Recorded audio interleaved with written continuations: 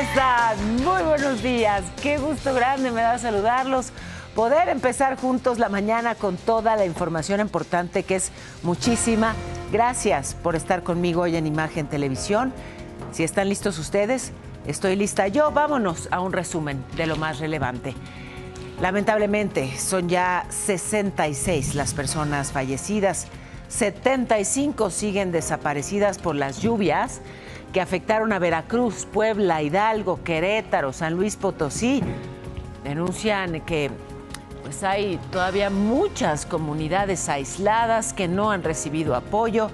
La Comisión Federal de Electricidad ha restablecido el 91% del suministro eléctrico. Y siguen los golpes contra el grupo de La Barredora, encabezado por Hernán N.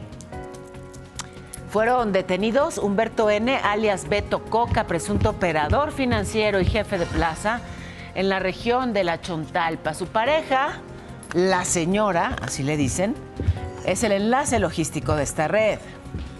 2 personas participaron en el asesinato del abogado David Cohen afuera de los tribunales de Ciudad Judicial en la colonia Doctores de la Ciudad de México. Uno fue detenido en el lugar y al cómplice lo siguen buscando. ¿Cuánto le pagaron por matarlo? Bueno, tendremos eso y más. Y luego de 14 horas de debate, los diputados aprobaron la reforma a la ley de amparo, pero Morena reactivó la polémica de la retroactividad con una reserva. Avalaron luego los cambios y, en fin, que el dictamen ya regresó al Senado. Agricultores de por lo menos 20 estados se movilizaron ayer. Hubo bloqueos en carreteras, hubo protestas. Piden precios justos para sus cosechas. En Michoacán tiraron limones. Dicen que mejor tirarlo a malbaratarlo. Reuters publicó que el gobierno estadounidense revocó las visas de más de 50 políticos y funcionarios mexicanos. Los sancionados son de diferentes partidos, prioritariamente de Morena, pero no dieron ningún detalle. No hay nombres ni apellidos. Bueno, y las lluvias intensas lamentablemente siguen siendo noticia. Y bueno, pues las cifras aumentan. La que más duele, la cifra de personas fallecidas.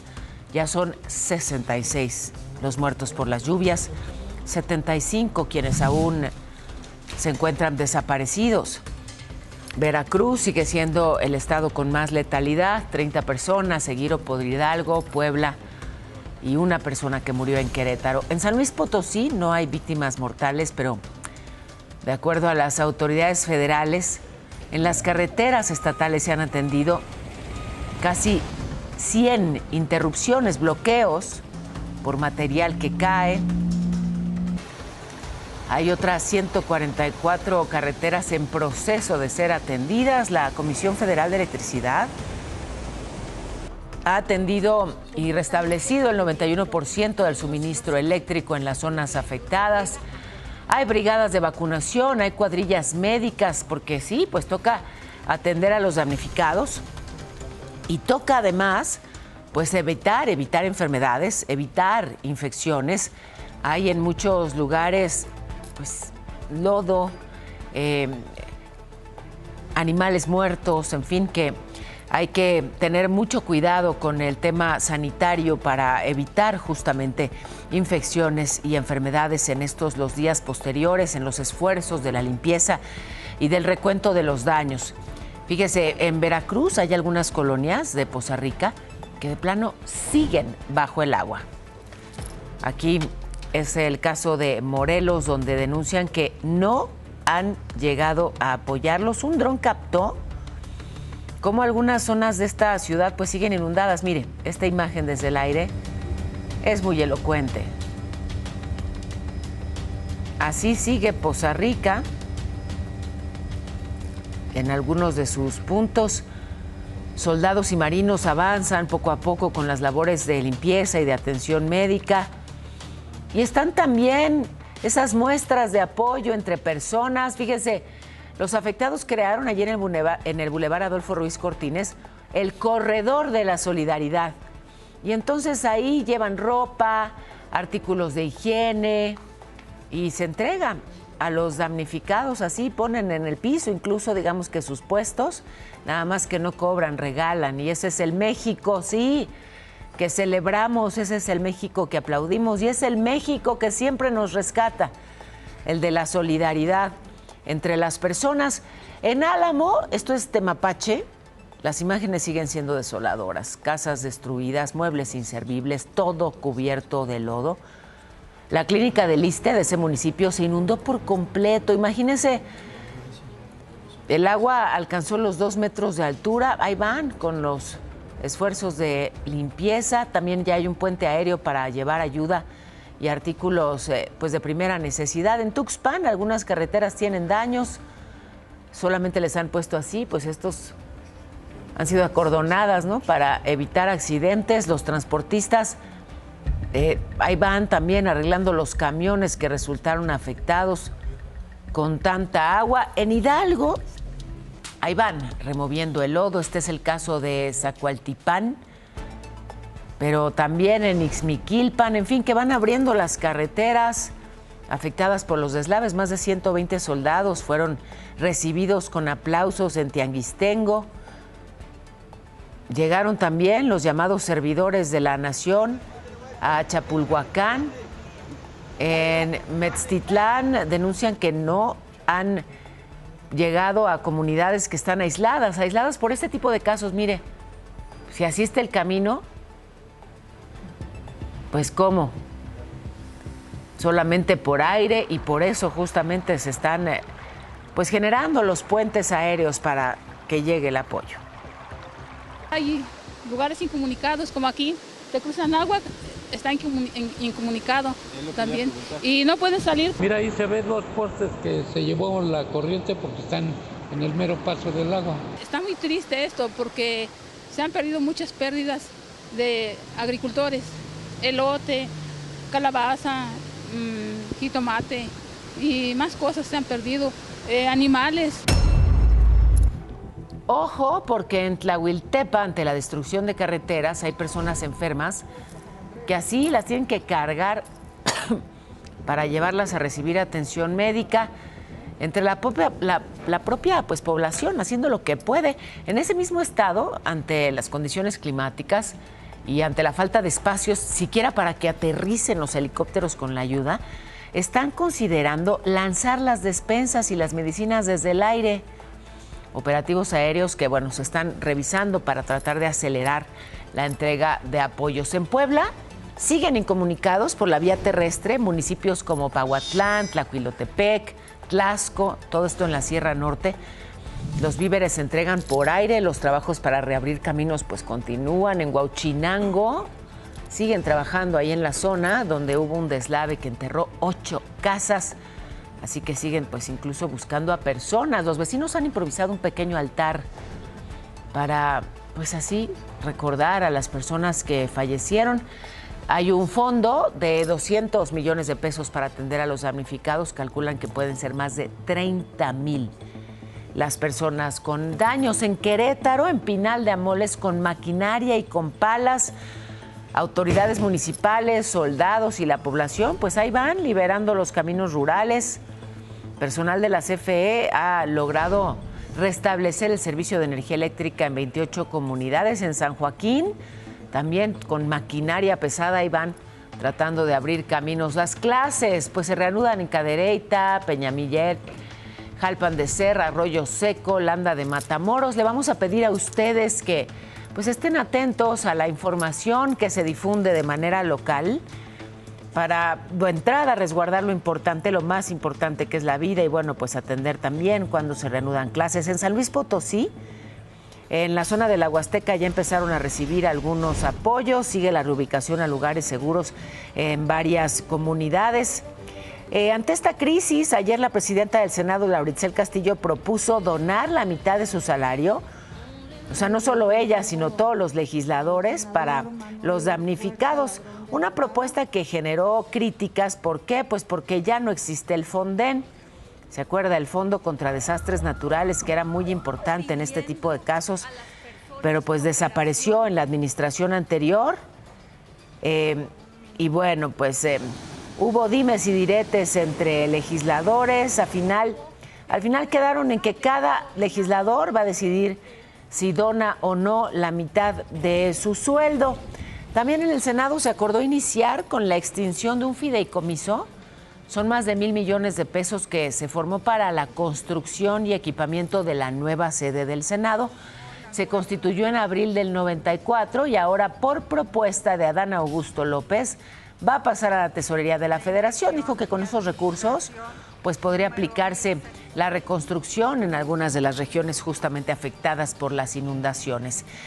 ¿Cómo va la situación de los capos expulsados de México? Bueno, capos y algunos integrantes de grupos criminales. A ver, ayer comparecieron ante una corte de Washington los hermanos Miguel Ángel y Omar Treviño, los Z40 y Z42, ex líderes de los Zetas, junto a Alfredo Rangel el Chicles, operador de ese grupo en la Ciudad de México. Y el juez McFadden anunció que la siguiente audiencia sería en mayo porque es un caso complejo. Hay que recordar que ellos enfrentan acusaciones de crimen organizado, narcotráfico, lavado de dinero. Pero fíjese también esta noticia que está generando mucha polémica. La agencia de noticias Reuters publicó ayer que el gobierno estadounidense revocó las visas de más de 50 políticos y funcionarios mexicanos. Citó a fuentes del propio gobierno, pero que pidieron el anonimato. Según la información, los sancionados, bueno, pues eso, ya no podrán entrar a la Unión Americana. No se dieron nombres, que pues era lo crucial, ¿no? Una noticia que llega en medio de la ofensiva de Trump contra cárteles de la droga y sus presuntos aliados políticos. De hecho, ayer mismo le preguntaron a la presidenta Sheinbaum al respecto y ella respondió que no es algo que el gobierno estadounidense comparta a menos que exista una investigación que tenga que ver con seguridad. En cuanto al senador Adán Augusto López, le preguntaron directamente si él tenía visa para entrar a Estados Unidos y respondió que él no habla de cosas que no conoce, que son temas personales. Recientemente ha estado en polémica pues por la detención de quien fue su secretario de seguridad y hoy se sabe es líder de la barredora, así que no quiso contestar si tiene visa o no tiene visa, si se la revocaron o no se la revocaron. Déjeme ir rápidamente con mi compañera Kena Uribe hasta la redacción. Tienes información muy importante de última hora, Kena, que tiene que ver precisamente con grupos criminales. Te escuchamos, buenos días. Así es, Pao, muy buenos días. Golpe al narcotráfico. Esta mañana el secretario de Seguridad, Omar García Harfuch, informó que en Guadalajara, Jalisco, detuvieron a 3 personas, entre ellas a Nazario N., presunto operador del cártel Jalisco Nueva Generación, responsable de extorsionar y vender droga en Jalisco y Puebla. Junto con él fueron capturados Juan Martín N. y Jorge N. En su detención se les aseguraron armas de fuego, droga y 5 coches, uno de ellos blindado. Es la información esta mañana, Pao. Estaremos muy pendientes de lo que surja. Pues sí, te agradecemos mucho el reporte. Gracias. Gracias, Kena. Ayer le informamos, se confirmó ayer mismo en las primeras horas el fallecimiento del abogado David Cohen. Él fue atacado el lunes en la tarde ahí afuera de los tribunales de la Ciudad Judicial en la Colonia Doctores. Este fue el operativo que, bueno, pues vino después del ataque. Su traslado, la detención del agresor, un joven de 18 años, que aquí vemos cómo se lo llevan con esta sudadera azul. El autor material de este asesinato, Héctor N., insisto, 18 años, que fíjese, en sus primeras declaraciones dijo cuánto cobró por dispararle al abogado Cohen. 50,000 pesos.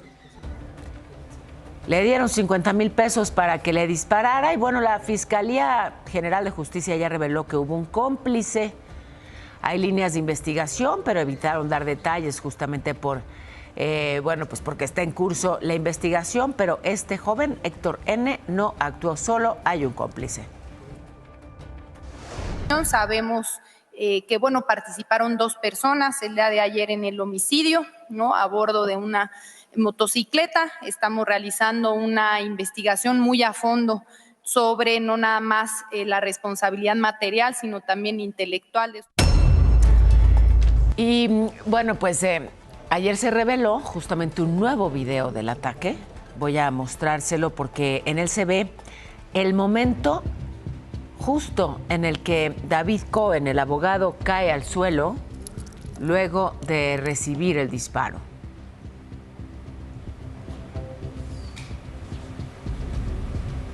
Aquí vemos en los círculos a ambos involucrados.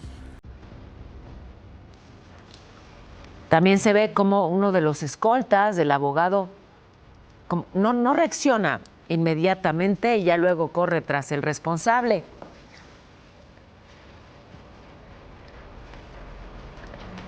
Ahí vimos en ese círculo rojo justo el momento en el que cae, se desploma el abogado. Ahí es el instante. Y bueno, un policía de investigación fue quien disparó al joven agresor para detenerlo. Está la secuencia de imágenes captada por las cámaras de seguridad del C4. Así ocurrieron los hechos, insisto. Ahí va ya persiguiendo al agresor, uno de los escoltas, pero bueno, pues es con la participación de un policía que logran detenerlo. Reiterar que, bueno, pues el abogado Cohen manejó el asunto delicadísimo y polémico de la cooperativa Cruz Azul. Por otro lado, sigue la desarticulación de la barredora. Este grupo, liderado por Hernán N., el exsecretario de Seguridad de Tabasco, las fuerzas federales y de esa entidad detuvieron a Beto Coca, presunto operador financiero, jefe de plaza en La Chontalpa. Los detuvieron a él y a su pareja, Luisa N., la señora, enlace logístico de esa red, que los capturaron allí en la carretera a Villahermosa, a Ciudad del Carmen, en el municipio de Centla, mientras que en Michoacán hubo un enfrentamiento entre presuntos integrantes del cártel Jalisco Nueva Generación y el Grupo X. Esto fue la madrugada de ayer y dejaron daños en el Palacio Municipal de Sinapecuaro. También en casas aledañas una mujer resultó herida. Los ataques duraron como media hora, usaron hasta drones para lanzar explosivos. Así se escuchaba. Esa misma tarde, en el municipio de Uruapan, un agente de la Fiscalía Estatal resultó herido cuando otros elementos trataban de cumplir una orden de captura contra 3 personas que finalmente sí pudieron ser detenidas. En Colima, luego del asesinato de Gabriela Mejía, regidora y exalcaldesa del PRI en el municipio de Cuauhtémoc, unos tipos armados interceptaron la camioneta en la que viajaba y a la altura de la colonia El Cariño, y junto a ella estaba su hermano, que resultó herido. La Fiscalía del Estado informó que ya sabe, ¿no? Trabajan para dar con los responsables. Y bueno, pues sí, una mujer muy joven asesinada allá en Colima, Gabriela Mejía, regidora y exalcaldesa de Cuauhtémoc. Está este otro caso, el del cura Bertoldo Pantaleón, que fue encontrado sin vida allá en Guerrero. La iglesia anunció que será el párroco activista Filiberto Velázquez quien ocupe pues su lugar en el templo de San Cristóbal en la comunidad de Mezcala. Hace unas horas se informó sobre la detención de un adolescente como presunto coautor del crimen y es el segundo arrestado por este caso. Así que vámonos a información. Me parece perfecto, mi querida Pau. Nos arrancamos con las breves porque instalaron retenes en las principales avenidas de Sinaloa y el gobernador Rubén Rocha Moya pidió tolerancia a los ciudadanos. Dijo también que buscan aumentar la seguridad. En Yautepec, Morelos, desmantelaron un narcolaboratorio clandestino de metanfetaminas en el rancho Las Iguanas. Decomisaron más de 4,000 litros de sustancias y precursores químicos. En más información nacional, dieron prisión preventiva a José Ignacio N. Todo esto por el feminicidio de Itzel Díaz cometido el 7 de octubre. Todo esto en Tepextlipa, en el Estado de México. La Suprema Corte validó las reformas a la ley y las normas que sancionan la violencia vicaria que entró en vigor en 2024. Por su parte, el Senado ratificó a Roberto Velasco como subsecretario para América del Norte de la Secretaría de Relaciones Exteriores. El dólar se cotiza en 18,44 frente al peso. La bolsa mexicana cerró ayer con una pérdida de 0.43%.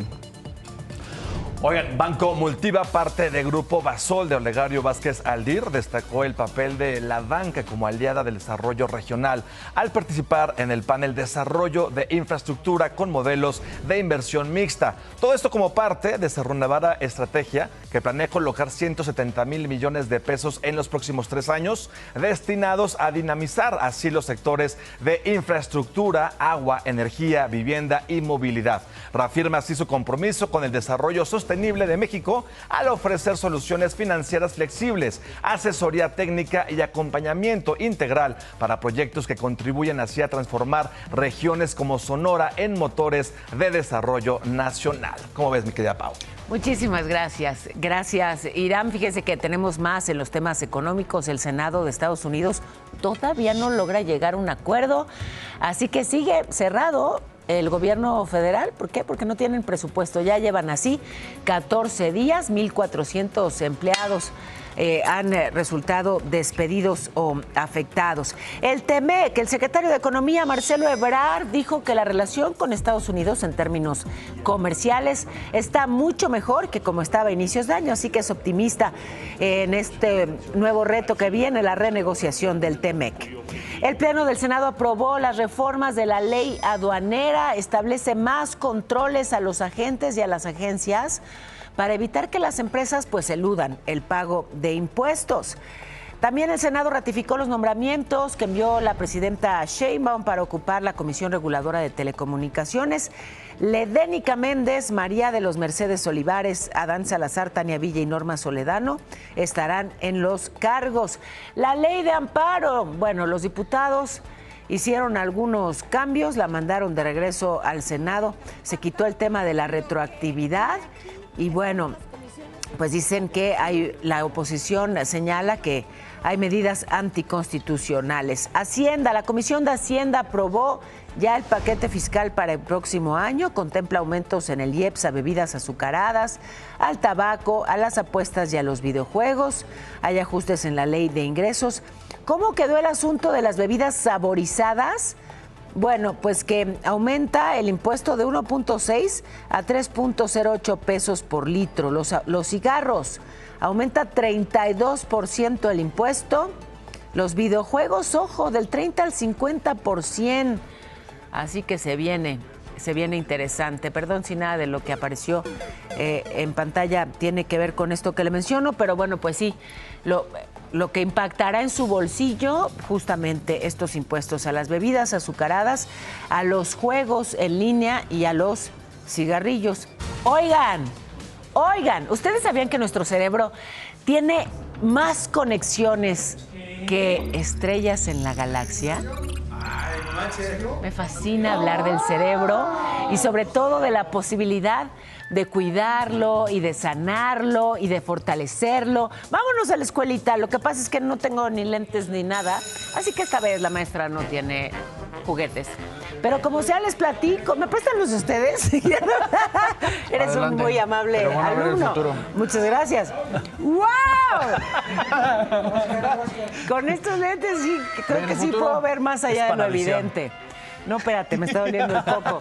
De por sí, eres muy amable. Hoy, esta maestra no tiene lentes, punto. Oigan, según la Universidad de Stanford, el cerebro tiene 100 billones de conexiones neuronales. Mientras que la Vía Láctea, nuestra bellísima galaxia, tiene 400,000 millones de estrellas. Así que, tenemos más conexiones acá que estrellas en esta galaxia. Pero lo maravilloso es que podemos generar más conexiones si entrenamos a nuestro cerebro. Cada vez que aprendemos algo, un idioma nuevo, tocar un instrumento, en fin, cualquier reto que le pongamos al coco, permite que haya más conexiones. Una sola neurona puede tener hasta 10,000. ¿No les fascina? ¿Tú cómo universo. entrenas a tu cerebro? ¿Cómo lo ayudas a conectarse? Con juegos. Con el juegos. Sudoku, Me encanta, esa es una muy buena idea. Memoria.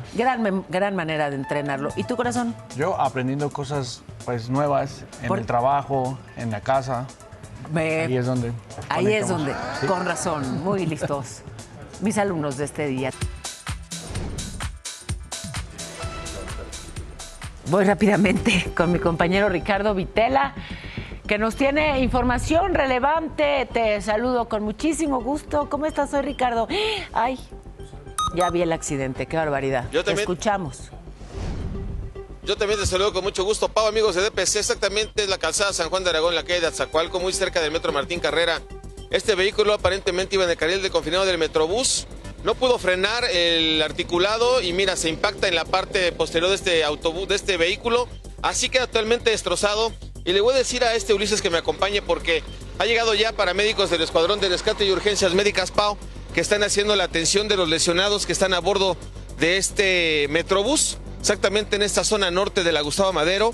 Aquí estamos observando a personal del Escuadrón de Rescate y Urgencias Médicas que están atendiendo a los pasajeros, que por fortuna quizás son lesiones leves, pero pues tras este frenado intempestivo con este incidente vial, pues ocasiona algunas lesiones en los pasajeros.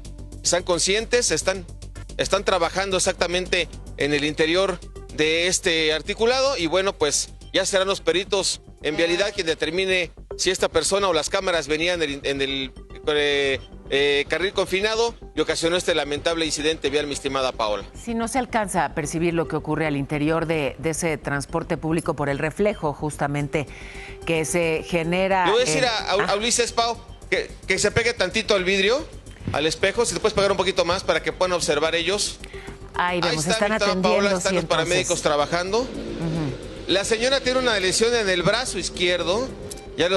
Es un golpe muy fuerte, es una señora de edad avanzada que se pegó aparentemente con el asiento delantero por este frenado intempestivo. Y te voy a mostrar de nueva cuenta el vehículo cómo quedó prácticamente destrozado, Pau, porque no se puede aceptar que todavía algunos automovilistas invadan los carriles específicos del Metrobús.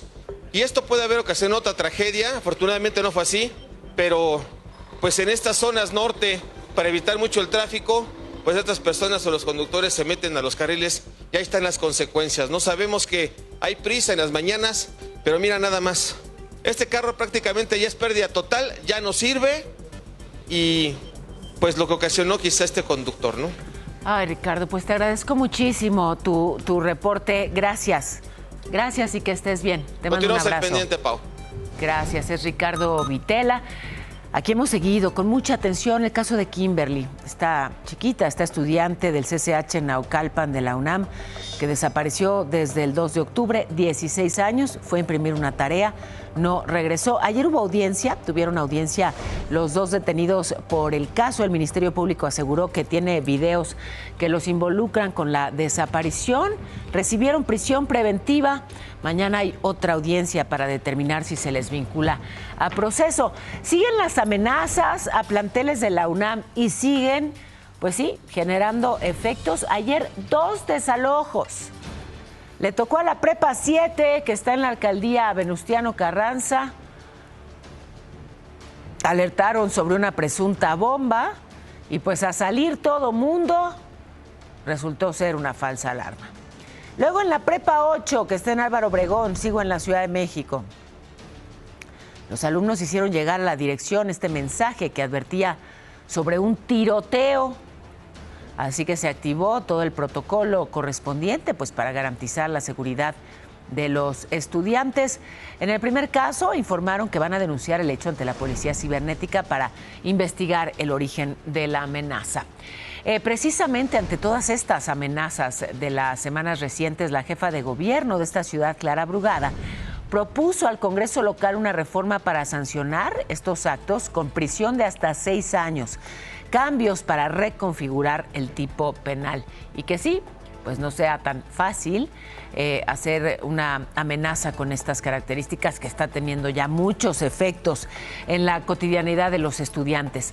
Bueno, y ayer hubo caos en el SAT. Los empleados hicieron un paro nacional de brazos caídos para exigir el cumplimiento de su aumento salarial de 12% y mejores condiciones laborales. Aquí decíamos que estuvieron bloqueando algunas vialidades y que eran pocos los que bloqueaban. Sin embargo, aclararon que pocos se atrevieron a instalarse ahí en la calle y bloquear, pero muchos están pues haciendo esta exigencia. Lo que pasa es que los amenazaron y por eso no se animaban a incorporarse a esos lugares en la calle para bloquear el paso de los vehículos. El caso es que firmaron un pliego petitorio dirigido a Antonio Martínez, que es el jefe de ese órgano. Denunciaron recortes, que les han quitado prestaciones, que son jornadas muy largas, que los amenazan. El SAT lo negó, dijo que es una institución abierta al diálogo. El caso es que, bueno, también la protesta afectó la entrega de documentación y de trámites, ¿no? Bueno, parte de lo que ocurre con el SAT. Y los productores agrícolas de 17 estados se manifestaron en varios puntos, en carreteras, en vías de tren, en oficinas gubernamentales. Dicen que quieren reunirse con autoridades de Hacienda, de Economía, de Gobernación, porque desde hace 7 años el gobierno federal no ha atendido sus demandas. Dicen que ellos requieren de precios justos para los productos del campo. En Michoacán, por ejemplo, miren nada más, tiraron todos esos limones, muchísimos, al piso. Una protesta, pues para hacer ver que están de plano hasta perdiendo, ¿no? Dicen que es mejor tirarlo que venderlo tan barato porque no le ganan. Fíjense, denunciaron, por ejemplo, que pagan entre 4 y 5 pesos por kilo y pues no, así nada más no les salen los gastos. O sea, trabajan para perder dinero y por eso la manifestación. Bueno, y siguen las lluvias. Le hablábamos ya desde el inicio de este espacio de las muchísimas consecuencias que ha generado, pero no habíamos hecho escala en Chiapas, que miren nada más cómo está en Suchiate esta camioneta varada, casas pues con el agua hasta arriba, escuelas como puede ver también. Un balsero cayó al río Suchiate. Ahí está. Y bueno, pues sus propios compañeros lo rescataron. No pasó a mayores. Casas inundadas. No pudieron hacer nada para detener el ingreso del agua. La secundaria José Vasconcelos ya la veíamos también inundada en el norte del país también, ¿eh? Fíjense, desde Chiapas me voy hasta Tijuana, ya recorrí todo el país. Del sur hasta el norte. Este motociclista que pudo ser rescatado de una corriente muy, muy fuerte, ahí iba por la orillita, ¿no? Después de que intentó cruzar el arroyo en el Cañón del Pato. Y ahí, así, lo ayudaron. Y afortunadamente resultó ileso. La tormenta de ayer sorprendió a Ciudad Juárez, Chihuahua, y lamentablemente murió una persona, un hombre que fue pues arrastrado por la corriente. Trató de cruzar la calle Tapioca y pues no lo logró. Se reportaron 5 heridos, se volteó un camión y dejó a muchas personas lesionadas. Mire las calles de Juárez. De acuerdo con la Policía Municipal, se atendieron 300 incidentes por la lluvia intensa. Así las cosas en Ciudad Juárez, Chihuahua. Fíjese, son 1,200 las casas afectadas, por lo menos en Puerto Vallarta, Jalisco. Le muestro las imágenes de las afectaciones, los esfuerzos por ayudar. Se han habilitado albergues, centros de acopio. El gobierno municipal aprobó 2.5 millones de pesos del Fondo Estatal para Desastres Naturales. Hay algunas entidades que tienen fondos para desastres naturales luego de que el Fondo Federal, el Fonden, desapareciera. Regreso a las lluvias que pues afectaron también a Hidalgo, le había mencionado ya, lamentablemente con un saldo fatal. Estaban busque y busque al doctor Jaime Pérez, a un médico de la Unidad de Salud de Santa Cruz, allá en San Bartolo, Tultepec, y pues lo encontraron, pero lo encontraron fallecido. Estaba ahí entre los escombros de la clínica. La clínica se cayó con la tormenta. También encontraron sin vida a Librada San Agustín y a Carolina San Juan, que estaban atrapadas entre los escombros de su casa. Así que pues para sus familiares nuestras condolencias. Se mantienen también las labores de rescate y búsqueda en zonas afectadas de Veracruz. Estudiantes y familias que exigen respuestas. A ver, hay mucha controversia sobre los estudiantes universitarios. Hay quien habla de hasta 200 desaparecidos. Esto dicen algunos grupos de estudiantes. ¿Qué está pasando en esa zona del país?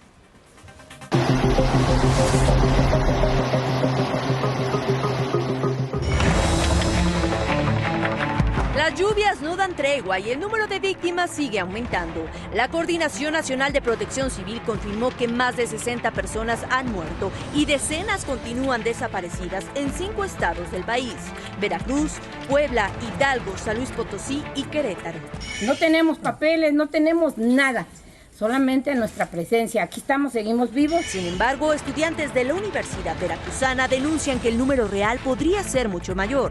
Aseguran que al menos 192 alumnos de la Facultad de Ciencias de la Salud se encuentran desaparecidos tras las inundaciones provocadas por el desbordamiento del río Cazones. Es por eso que anunciaron que marcharán el próximo viernes 17 de octubre para exigir apoyo. La convocatoria ya circula en redes sociales bajo el lema Mega Marcha por la Memoria y la Justicia, la cual promete una manifestación pacífica. El gobierno estatal reportó 29 fallecimientos y 18 personas desaparecidas.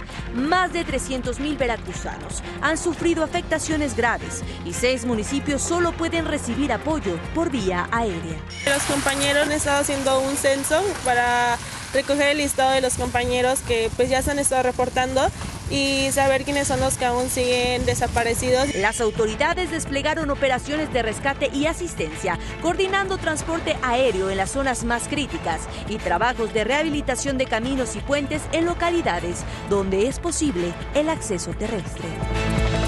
Te informó Kena Uribe. Yo agradezco muchísimo que esté con nosotros para hablarnos de lo sucedido en la Universidad Veracruzana. Este estudiante de la Facultad de Medicina, Antonio de Jesús García. Toño, muy buenos días. Gracias por el enorme esfuerzo que estás haciendo tú y otros compañeros, pues justamente para recaudar ayuda, para distribuirla.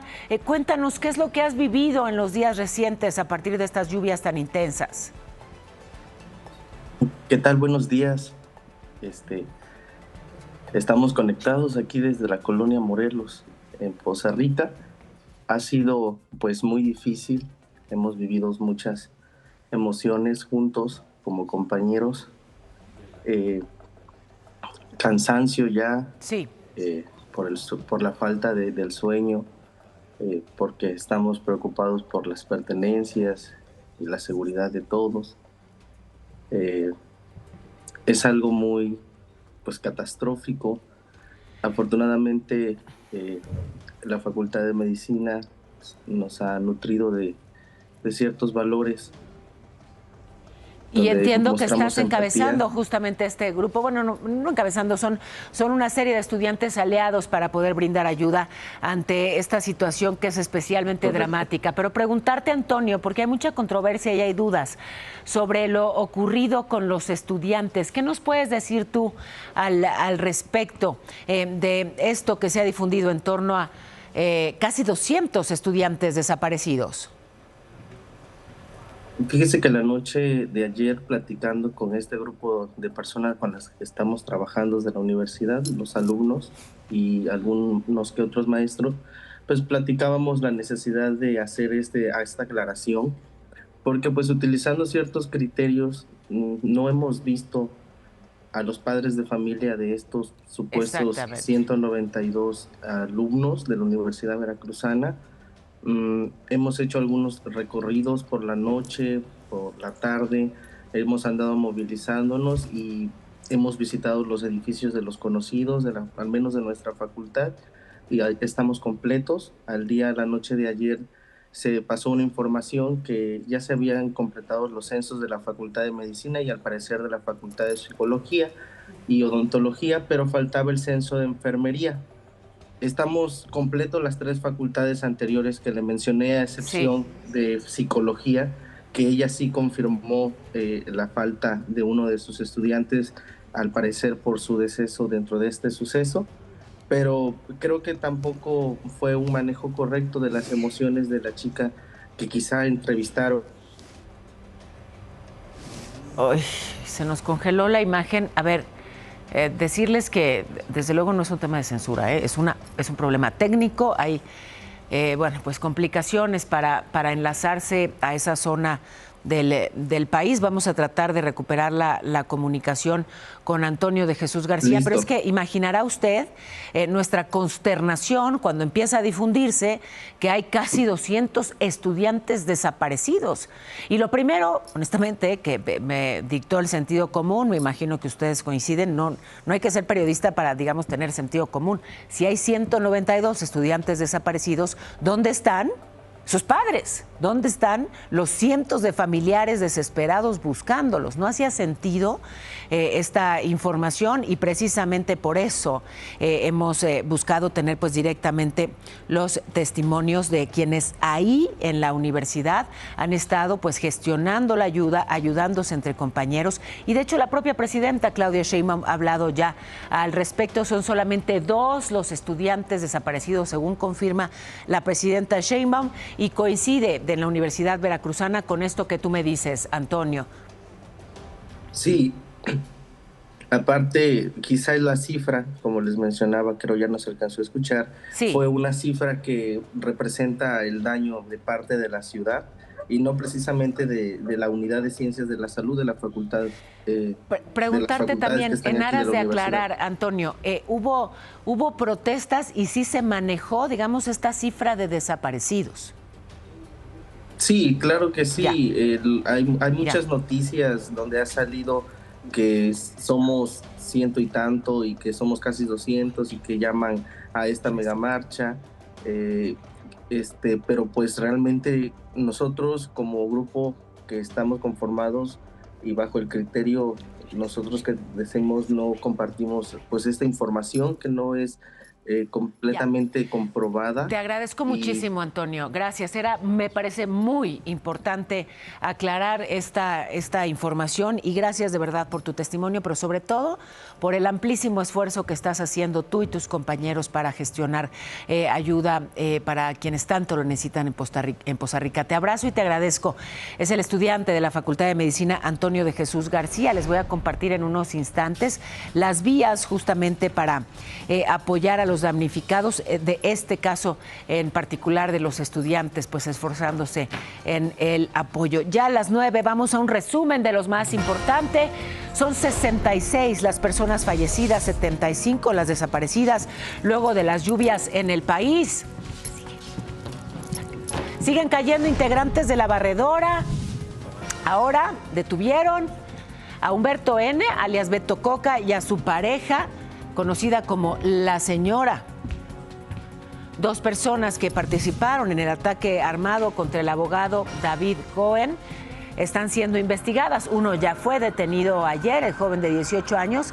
El otro se busca su cómplice, que sigue prófugo. Al joven de 18 años que disparó contra el abogado le pagaron, según sus primeras declaraciones, 50,000 pesos por atacar al abogado.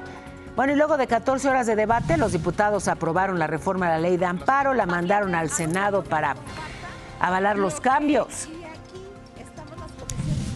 Agricultores de por lo menos 20 estados protestaron, dicen que los obligan a vender sus cosechas en precios que no les permiten seguir operando. La agencia Reuters publicó que el gobierno estadounidense le quitó las visas a más de 50 políticos y funcionarios mexicanos, aunque no dieron nombres. Lo que está pasando con los niños en este país. Ayer le hablábamos de la detención del niño sicario, este chavito de 15 años allá en Tabasco, integrante de un grupo delictivo dedicado pues a secuestrar, a vender drogas.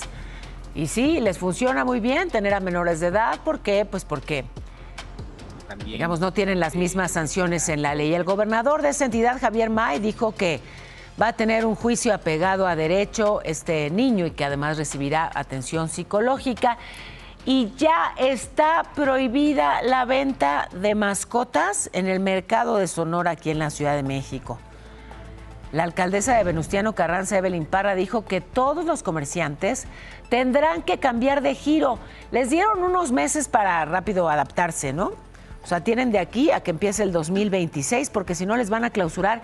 Y es que si usted no se ha dado una vueltecita por el mercado de Sonora, esto es lo que puede ver en sus pasillos. Bueno, muchas cosas maravillosas, la verdad. Hasta brujitos, ¿no? Por cierto, me urge una limpia. Pero más allá de eso, fíjese, hay pasillos en donde venden animales y eso ya no se va a permitir, se considera maltrato animal.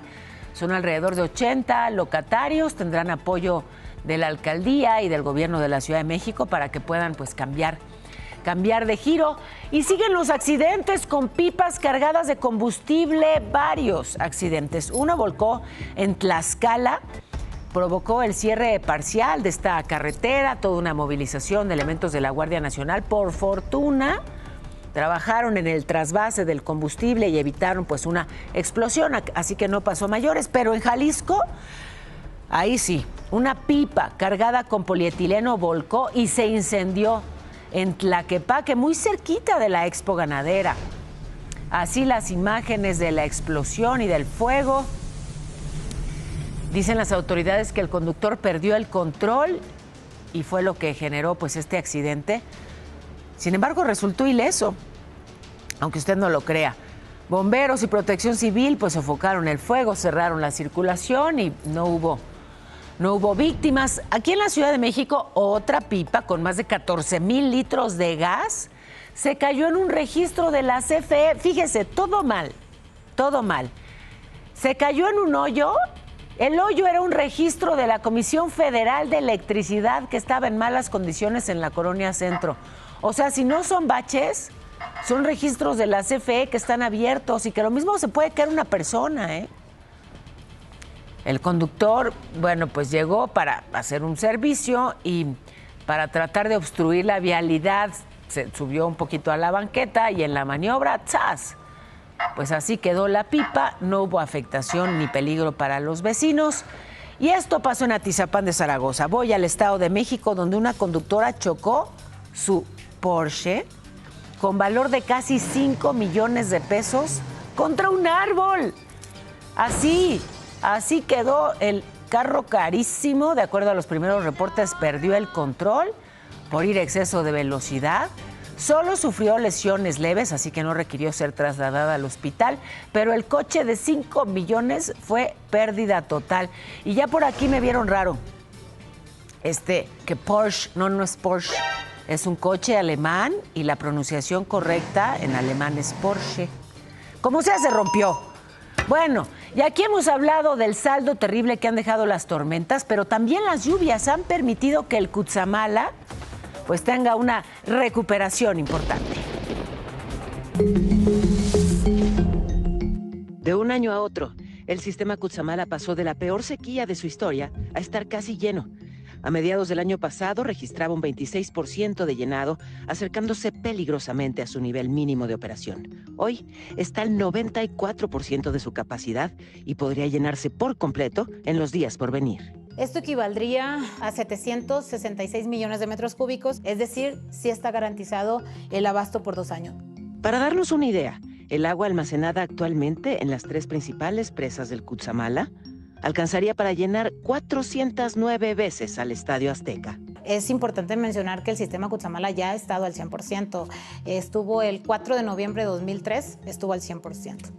Así pasamos del día cero a las benditas lluvias. Justo nos encontramos aquí en la cortina de la presa Villa Victoria, que como podemos observar está hasta el tope, rebosante de agua.